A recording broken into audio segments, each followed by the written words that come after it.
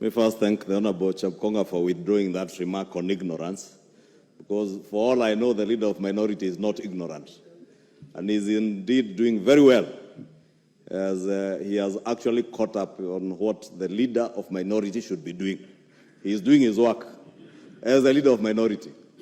And therefore, and I see the spirited attempts to defend our good friend Mary Nyakang, the controller of budgets. And it's indeed true, Honorable Margaret. Honorable Speaker, you can hear I'm not very privy to the names than those in the minority. But Honorable Speaker, the spirited attempt to defend Mary Nyakang by the leader of minority is what I also saw yesterday with certain political quarters.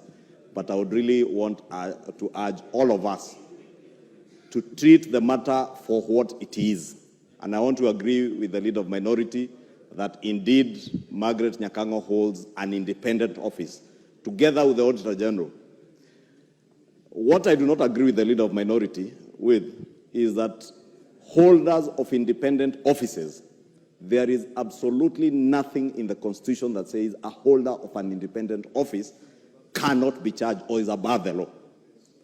And the matters that Margaret Nyakang has been charged with in court are out there in the public domain, are issues that came, or she's being accused of, issues that happened at a time she was not the controller of budget, way back in 2016, in some financial institution that she managed or ran. And there are complaints lodged. And therefore, when investigative, Honorable Speaker, I hold a constitutional office as leader of majority. If at the time I was selling meat as a butcher in Kikuyu, I had certain improprieties, and Junet, who used to supply me with cows, complains that I never paid him, or I took off with some of his money. Honorable Speaker, I am found culpable to be charged. I think those are matters we should leave before the courts, for the court to consider what evidence will be adduced by the DPP and the DPP's witnesses, and whatever defense Margaret Nyakang will mount in court. Because I agree with Honorable Chepkonga, it is one thing to read the Constitution and claim independence of the office, excluding us from reading the Article 6 on integrity. Honorable Speaker, what you are being invited by the leader of minority to pronounce yourself on is not for you to pronounce yourself on. Because what the leader of minority is now inviting you to is a political duel.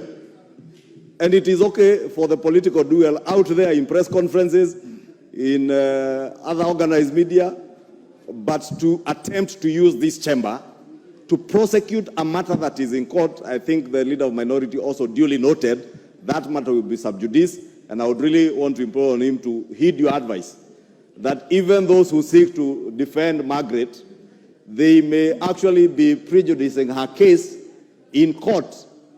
It is safer for us to leave that matter to court. Let the court make a determination based on evidence that will be adduced in court. We don't know what evidence the DPP has. There is nothing in our Constitution and in our laws that say either the Auditor General or the holder of an independent office like the controller of budget are immune to prosecution. And in fact, that will be the height of impunity if we say that a holder of a constitutional office, like the leader of majority, is immune to prosecution, that independent office holders or constitutional commission holders are immune to prosecution. Honorable Speaker, when we say that we shall deal with impunity, and this House, including the leader of minority who is a member of this House, must be seen at the forefront of the fight against graft. And graft, Honorable Speaker, is not only graft when it touches on public funds or on public office. Even those who are in the private sector who engage in graft, Honorable Speaker, we must at the forefront as leaders to speak against graft and impunity in this country, Honorable Speaker. It is not lost on me, Honorable Speaker, that the same people today who purport to be defending Margaret Nyakang are the same people who yesterday were vilifying the same Margaret when she spoke about state capture, when she spoke about how she was forced in the wee hours of the last regime to withdraw 15 billion shillings from the exchequer.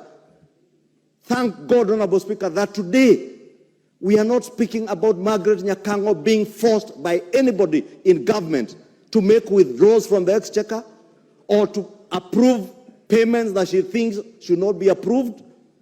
We are talking about impropriety on the person of Margaret Nyakang before she came into office as the controller of budget. Nothing to touch on her conduct in office. Honorable Speaker, lastly, I was a co-chair of the National Dialogue Committee.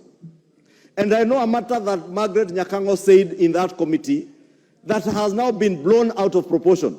And I heard the leader of minority allude to it, although selectively, with some selective amnesia of what was said in that committee. But because I was chairing that committee, I know when the National Treasury CS answered on the question of whether there was budgeted corruption on expenditures in the office of Margaret Nyakang.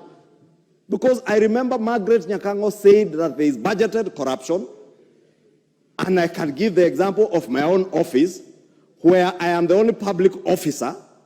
I know how much I earn, but what was budgeted for my pay was almost 2 times. And Honorable Speaker, the National Treasury did explain that part of what was budgeted for in the Office of the Controller of Budget included other entitlements to that office, like car grants, mortgage, which had not been taken. Honorable Speaker, again, out of what the Honorable Leader of Minority seems to be doing very well, to push political narratives, that with selective amnesia, they have opted not to hear the explanation from the National Treasury. And I wondered if there was budgeted corruption on matters touching on the salaries and wages of only one officer, that is Margaret Nyakang in the Office of the Controller of Budget, who then would have been the beneficiary of that money other than herself.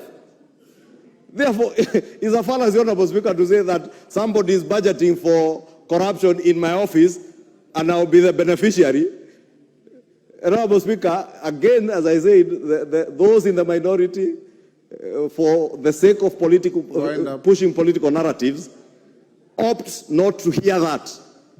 And they only want to run away with the claim of budgeted corruption, double salary, without the rebuttal from the National Treasury explaining why the figures were what they were, Honorable Speaker. Honorable Speaker, I would really beg that you do not entertain the thought of inviting this House or the Office of the Speaker to make a determination on a matter that is squarely in the domain of the courts, another arm of government, and they will be able to make an informed decision based on evidence of whether there was impropriety on the person of Nyakang before she became the controller of budget or not.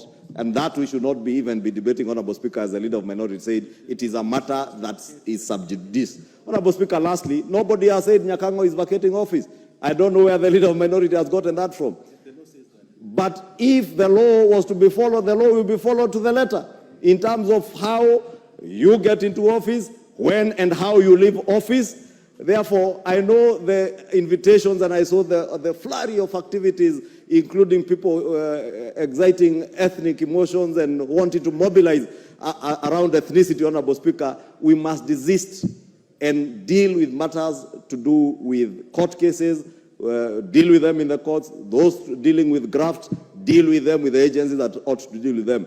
For us as leaders, Honorable Speaker, and as parliamentarians, we should rise above the fray of political engagements when it comes to the chamber and play our role to oversight all these institutions, including the Office of the Controller of Budget and the DPP, Honorable Speaker, and therefore plead with you not to agree to be invited to what you are being invited to by the leader of minority.